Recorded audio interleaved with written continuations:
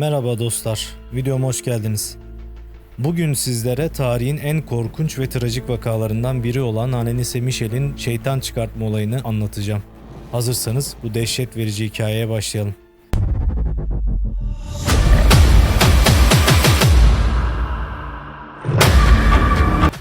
Anneliese Michel 1952 yılında Batı Almanya'nın Bavyera eyaletinde doğdu.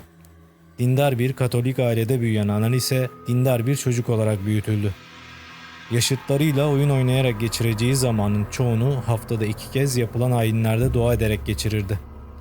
Annesi Anna henüz nişanlıyken ablası Marta'ya hamile kalmıştı. Ailesi evlenmeden böyle bir durum yaşandığı için Anna'ya çok baskı yapmıştı ve bu yüzden Marta psikolojik olarak annesinin baskısı altındaydı. Bir nevi Anna yaşadığı kötü günler için Marta'yı sorumlu tutuyordu. Fakat Marta 8 yaşındayken vefat etti ve annenin tüm dikkati artık Anneliese'ye yöneldi. Bu nedenle çocukluğu kısıtlayıcı ve baskılayıcı bir yetiştirme tarzıyla geçti. Anneliese'nin peşini hastalıklar da bırakmamıştı. Küçüklüğünden beri kaba kulak ve kızamık gibi hastalıklarla mücadele etti. Bunların haricinde sıradan bir çocukluk geçirdi. Ancak gençlik yıllarına geldiğinde hayatı korkunç bir şekilde değişecekti. 1968 yılında 16 yaşında olan Anneliese okulda aniden bayıldı ve ayıldıktan sonra bayıldığı ana ait hiçbir şey hatırlayamadı. Bir süre kendine gelemedi. Bir yıl sonra benzer bir nöbet geçiren Anneliese bu sefer uyandığında yatağını ıslatmıştı. Bundan sonra artık nöbetler giderek şiddetleniyor ve genç kızın yaşam kalitesini düşürüyordu.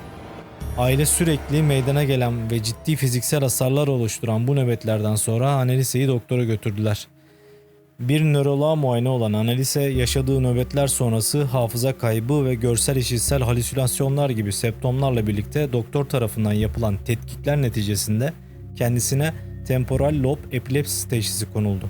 Bu epilepsi türü hastalığın en ağır çeşidi olmakla birlikte aşırı dindarlıkla karakterize bir bozukluk olan Geschwind sendromuna neden olabiliyordu. Teşhis konulduktan sonra Anneliese Michel 1973 yılında Würzburg Üniversitesi'nde tedavisine devam etti ve epilepsisi için ilaçlar kullanmaya başladı.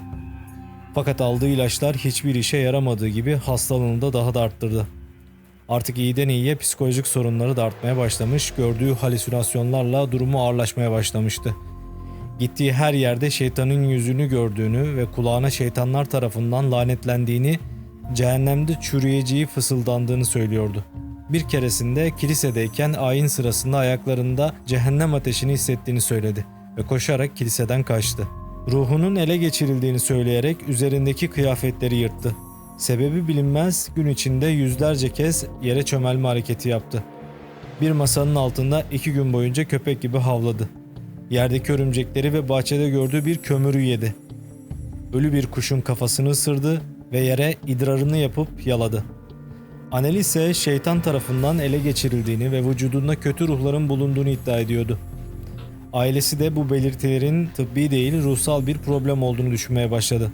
Michel'in dini sanrıları ve şeytanın etkisi altında olduğuna dair sarsılmaz inancı epilepsi ile ilgili semptomları ile gerçeklik algısı arasındaki çizgiyi bulanıklaştırıyordu.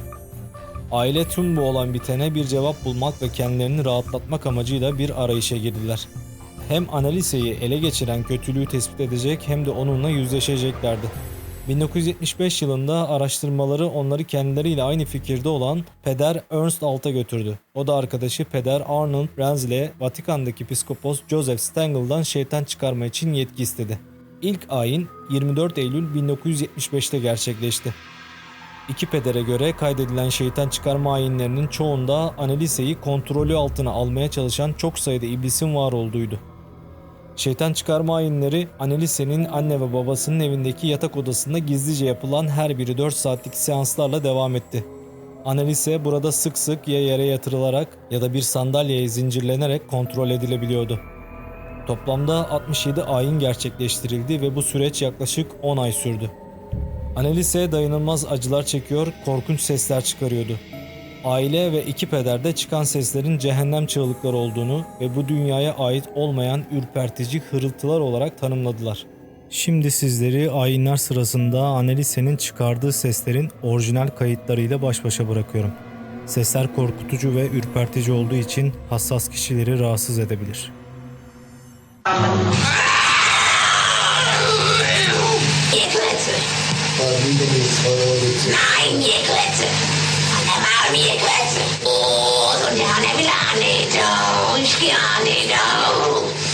3. Was soll er schneiden?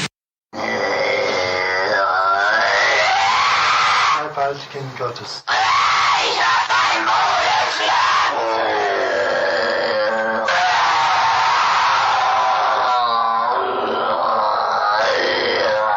Im Namen des Vaters,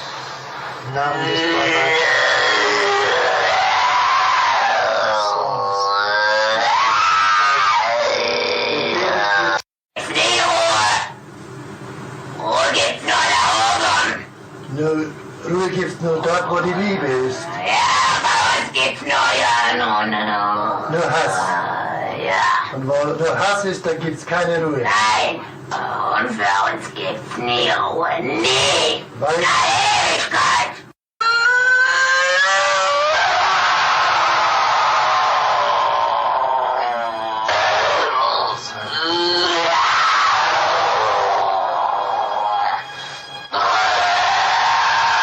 Und jetzt bin ich verdammt.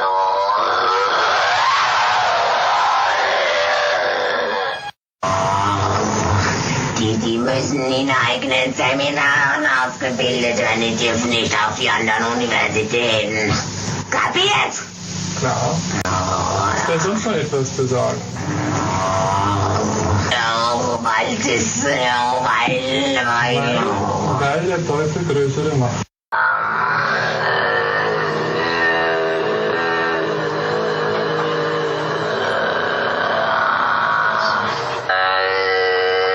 im Namen deiner seligen Jungfrau, im Namen Jesu, befehle ich dir auszufahren.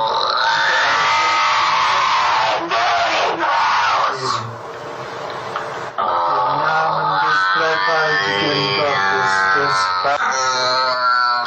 im Namen des dreifaltigen Geistes, befehle ich dir auszufahren und nicht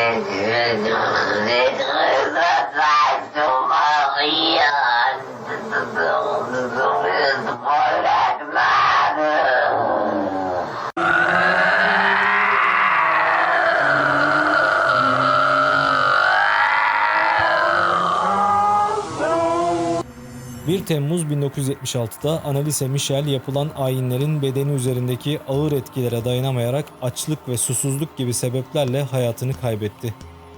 23 yaşındaki kadın öldüğünde sadece 30 kiloydu. Anneliese'nin ölümü tüm dünyada büyük yankı uyandırdı ve ailesiyle rahipler ihmalkarlık ve adam öldürmekle suçlandılar. Mahkeme tüm sanıklara hapis cezası verdi. Ancak cezalar ertelendi. Rahipler bu ayinleri izinli yaptıklarını söyleseler de Vatikan bunu hiçbir zaman kabul etmedi. İki peder 6 ay ceza aldı ve yattıkları süre göz önünde bulundurularak şartlı olarak tahliye edildi. Ailenin kızlarının ölümüyle yaşadıkları üzüntü Alman kanunlarına göre yeterli bulundu ve ceza hükmedilmedi. Anna kızının trajik ölümüne rağmen rahiplerin gördüğü aynı izleri gördüğünü iddia ederek şeytan çıkarma işleminin doğru hareket tarzı olduğunu ısrarla savundu. Doğru şeyi yaptığımızı biliyorum çünkü ellerinde Mesih'in işaretini gördüm. Stigmata taşıyordu ve bu şeytanların kovmamız gerektiğine dair Tanrı'dan gelen bir işaretti. Diğer kayıp ruhları kurtarmak, günahlarının kefaretini ödemek için öldü. Anna kızının tabutunun değiştirilmesini talep etti ve mezar tekrar kazılarak tabut değiştirildi. Öldüğünde dahi rahata kavuşamayan Anneliese yaşadığı kısa hayatta birçok acı ve elemle dünyaya kederli bir hatıra bıraktı. Anneliese Michel'in hikayesi yıllar boyunca birçok kitaba, filme ve belgesele konu oldu. Olay tıp ve din arasındaki çatışmayı gözler önüne serdi ve şeytan çıkarma ayinlerinin tehlikelerini tartışmaya açtı. Bugün bile bu trajik olayın ardındaki gerçekler ve Anneliese'nin yaşadıkları pek çok kişi tarafından araştırılmaya devam ediyor. Anneliese Michel'in hikayesi akıllardan çıkmayan trajik ve korkunç bir olay olarak tarihe geçti. Sence Anneliese Michel'in yaşadıkları tıbbi bir sorun muydu? Yoksa gerçekten şeytan tarafından mı ele geçirilmişti? Siz de bu konuda ne düşündüğünüzü yorumlarda paylaşın. Bu tür içeriklerin devamı için kanalıma abone olmayı ve videoyu beğenmeyi unutma. Bir sonraki videoda görüşmek üzere. Hoşça kal.